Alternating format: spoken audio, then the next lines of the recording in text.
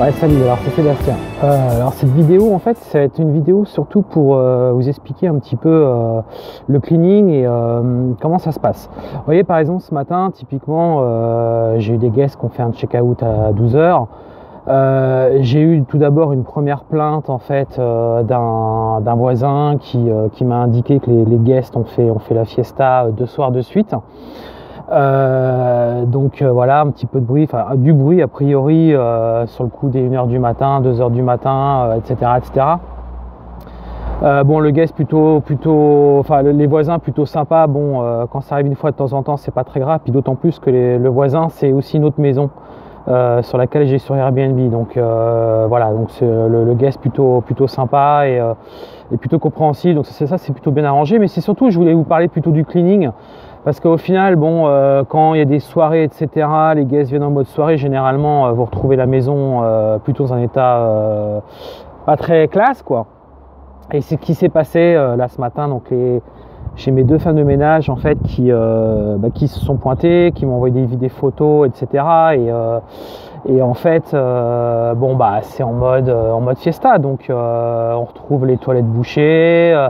On retrouve des choses dans les toilettes qu'on ne devrait pas retrouver. Enfin voilà. Par exemple, tous les accessoires de nettoyage qu'on utilise, tout ce qui est produits de nettoyage, etc. Et on a retrouvé dans les frigos, on a retrouvé un petit peu partout, était dans la maison. Donc là, donc sur le coup, vous êtes en mode un peu énervé et franchement pas très heureux de ce qui s'est passé, mais c'est quand même important de considérer que ça fait partie aussi du job, c'est-à-dire que effectivement parfois les guests ça se passe bien et ils vous nettoient l'appartement ou la maison, enfin ils font le minimum en fait, voilà, soit ils font rien, donc ça faut l'accepter, c'est comme ça. D'ailleurs vous leur prenez des cleaning fees, d'ailleurs j'encourage vivement à prendre des cleaning fees systématiquement. Comme ça, au moins, déjà, j'ai envie de dire, voilà, le fait que vous preniez de l'argent pour le nettoyage, ça permet aussi de vous, en fait, mentalement, de vous dire, bon, bah, au moins, j'ai quand même pris des frais pour le nettoyage. Mais c'est aussi, dans l'état d'esprit du guest, ça peut aussi vouloir dire, bah, puisque je paye du nettoyage, eh ben, je fais pas le nettoyage. Ce qui est généralement le cas, ils font pas le nettoyage. Ils nettoient pas, enfin du moins moi sur mon business ils font jamais le nettoyage.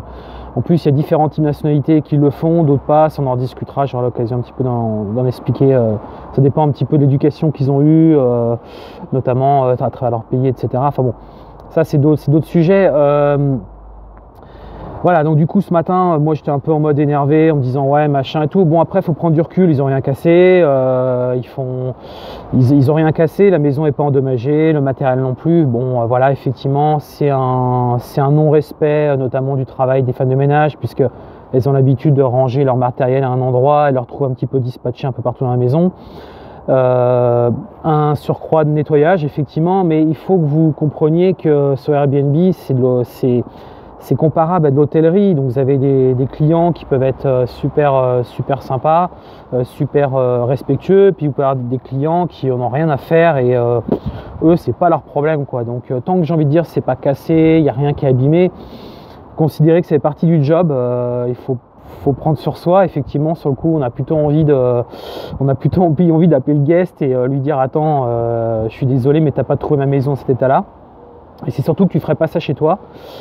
Bon voilà, c'est mon petit coup de gueule perso sur ça. Maintenant, faut considérer ça comme un business, donc vous devez vraiment prendre du recul et considérer que bon, il y aura plus de nettoyage sur cette fois-ci, mais la fois suivante, ça se passera pas comme ça se passera sûrement mieux et voilà. Bon, après, ça se retrouve aussi dans la review, donc c'est là où moi je vais intervenir. Donc voilà, donc après c'est dans la review que ça se retrouve et c'est là où vous pouvez effectivement expliquer ce qui s'est passé.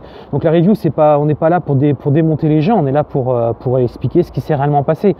Maintenant là effectivement moi je vais expliquer clairement les choses et en termes de recommandations je vais mettre que non, puisque si vous voulez, à partir du moment où il y a des fêtes, etc., et ça se passe comme ça, c'est en mode un petit peu excessif et ça peut aller à l'encontre de votre business et c'est là où moi ça me pose un problème, puisque si vous avez trop de plaintes, etc., bon, il faut savoir qu'Airbnb n'a pas forcément toujours une bonne cote auprès du voisinage, parce que c'est de l'hôtellerie, donc c'est vrai qu'il y a des guests qui viennent, qui repartent, c'est un peu compliqué. Donc il faut arriver à à gérer ça au mieux. Donc voilà, là c'était plutôt une vidéo pour expliquer sur le cleaning ce qui peut se passer parfois. Et il faut prendre sur soi, et il faut faire le cleaning, mettre la maison en état nickel pour les prochaines fois. Ça mène aussi à réfléchir, notamment quand j'ai vu ça, je me suis dit peut-être que j'étais peut-être pas assez généreux en termes de produits de nettoyage, parce qu'ils ont utilisé les produits de nettoyage d'Emed. Donc est-ce qu'il manquait peut-être du savon? Vous voyez, c'est des petites choses comme ça où je m'interroge, peut-être qu'il manquait des choses que j'aurais dû fournir un peu plus. Il faut aussi se remettre un peu en question parfois par rapport à ça. Et encore une fois, il faut considérer que c'est partie du job, et c'est comme ça, quoi. Voilà, c'était la petite info, mon petit coup de gueule, on va dire, sur un cleaning juste après un check-out aujourd'hui qui a eu lieu aujourd'hui. Voilà, allez, je vous souhaite une bonne journée. Ciao.